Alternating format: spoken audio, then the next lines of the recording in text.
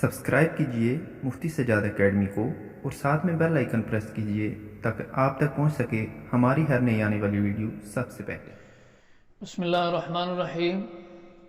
عن عمر بن خطاب رضی اللہ تعالی عنہ قال قال رسول اللہ صلی اللہ علیہ وسلم انما الاعمال بالنیات وانما لامرئ ما نوى فمن كانت هجرته الى الله ورسوله فهجرته الى الله ورسوله ومن كانت هجرته الى الدنيا يصيبها او امرأة يتزوجها فهجرته الى ما هاجر اليه۔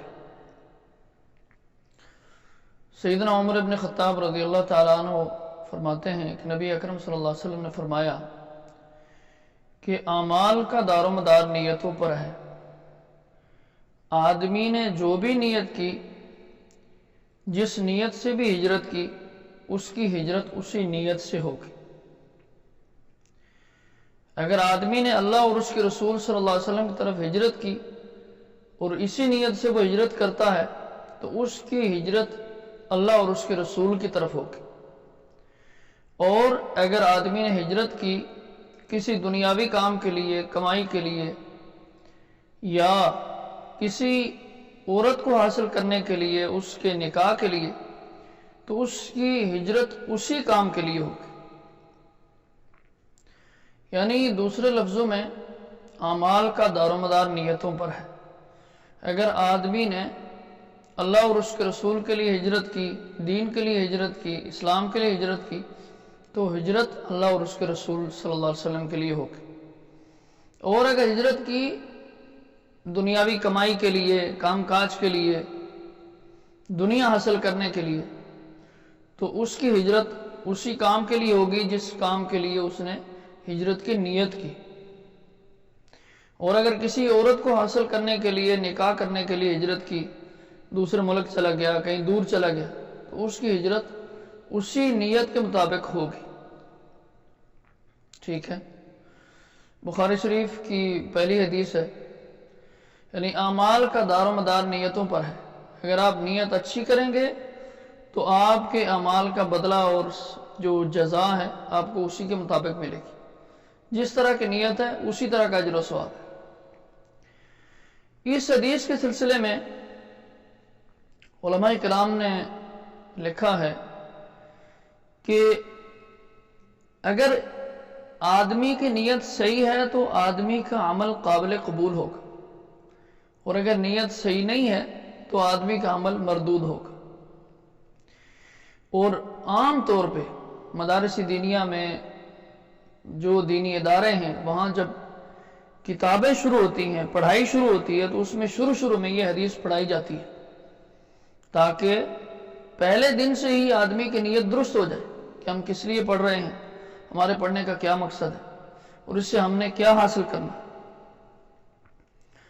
تو اپنے کاموں کے سلسلے میں، اپنے دیگر مشاغل کے سلسلے میں نیت کے بارے میں دل کو ٹٹول کے دیکھنا چاہیے کہ کیا نیت ہے، اسی کے مطابق ہمیں اجر ملے گا۔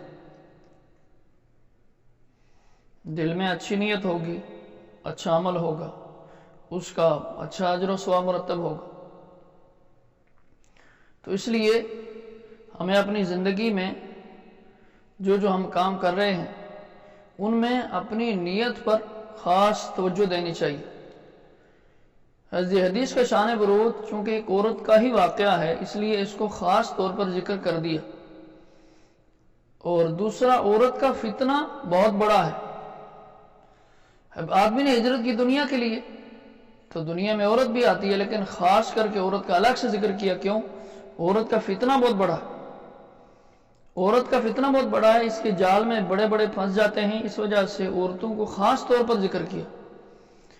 جب مہاجرین مدینہ آئے تو انصار نے ان کے ساتھ ہمدردی کی، اپنی جائیداد اور مال وغیرہ ان کو دینا چاہا، یہاں تک کہ بعض انصار نے اپنے مہاجر بھائی سے یہ کہا کہ میری بیویوں میں سے جو تم کو پسند ہو میں اس کو طلاق دے دیتا ہوں، تم اس سے نکاح کر لو۔ تو یہاں اس بات کا احتمال تھا کہ کسی کے دل میں یہ خیال آیا ہو کہ مکہ میں مال اور بیوی کو چھوڑ دو، مدینہ میں سب کچھ مل جائے گا، مال بھی اور عورت بھی۔ اس وجہ سے آپ صلی اللہ علیہ وسلم نے ان دونوں کو ذکر کیا۔ صبح شام کے جو ہم اعمال کر رہے ہیں، اللہ کا ذکر کر رہے ہیں، نماز پڑھ رہے ہیں، روزہ رکھ رہے ہیں، زکوٰۃ دے رہے ہیں، جہاد کر رہے ہیں، جو بھی ہم کام کر رہے ہیں، اس میں اس بات کا اہتمام ہو کہ ہمارے دل میں نیت کیا ہے۔ اور امام بخاری رحمۃ اللہ علیہ نے اس حدیث کو پہلی حدیث کے طور پہ لایا۔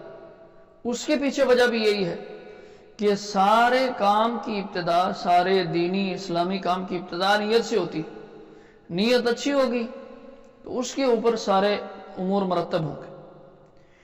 تو ہمیں اپنے کاموں میں، اپنے دینی امور میں نیت صحیح رکھنی چاہیے، اس کے مطابق اللہ تعالیٰ ہمیں اجر دیں گے۔